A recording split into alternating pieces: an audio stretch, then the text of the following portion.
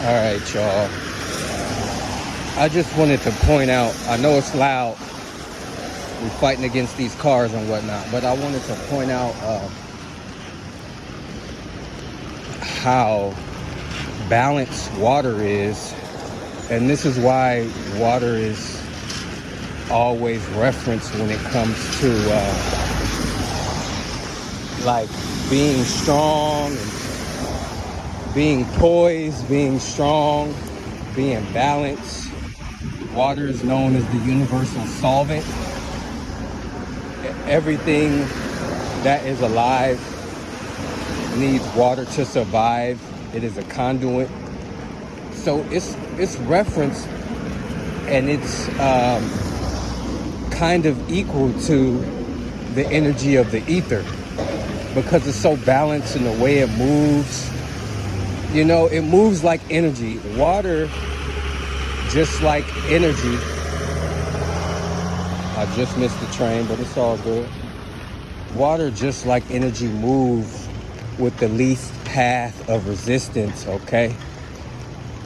And water is just a very special element. But all elements are special because if you take one thing,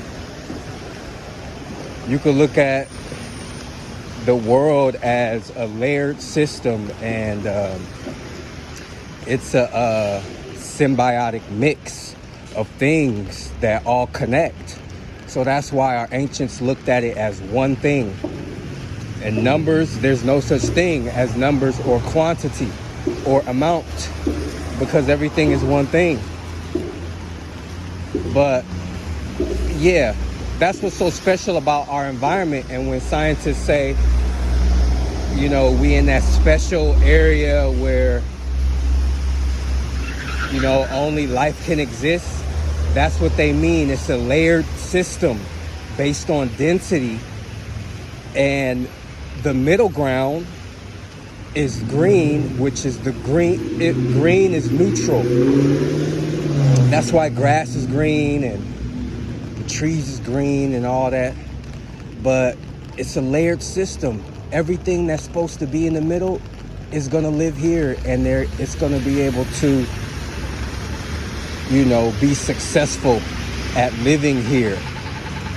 And as you go up, it's less dense. So that means, you know, air doesn't exist anymore, because air can only exist where it's layered based on density, and that's just the way it goes. But I'm saying all that to say microcosm, macrocosm, okay? We're looking at this water that is on the ground, and you can notice more uneven areas, you know, when you look at the water flood and make puddles in certain areas. We know that's uneven, and that represents water always finding an equal ground.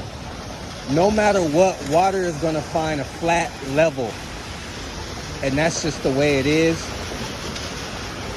And that just lets you know that everything is flat, because the way that the water lays flat, water doesn't stick to anything up to a certain extent. You see water droplets and things like that, but water is so fluid, and you can see all these little echoes. That's what you see. Memory. That's what you see. Water holding memory. You could play music, and it will change the water molecular structure, okay? But when you see water and you understand that it doesn't stick to anything, there's no such thing as gravity. You look at all that water in the oceans, insurmountable amount, infinity amount, all that water in the ocean, and the ocean is just an empty, it's just an empty vessel. But you see how the water lays flat. Water can't lay flat on a ball. If gravity can make all that powerful water stick to a ball, then how come clouds don't stick and get pulled down? And why does rain fall down? You're looking at rain right now. How can it fall down if the gravitational pull is that strong? You see, how can we move about? Just things like that. It's small things, and the small things equal to big things. Just pay attention to how the mechanics of your life work. Pay attention.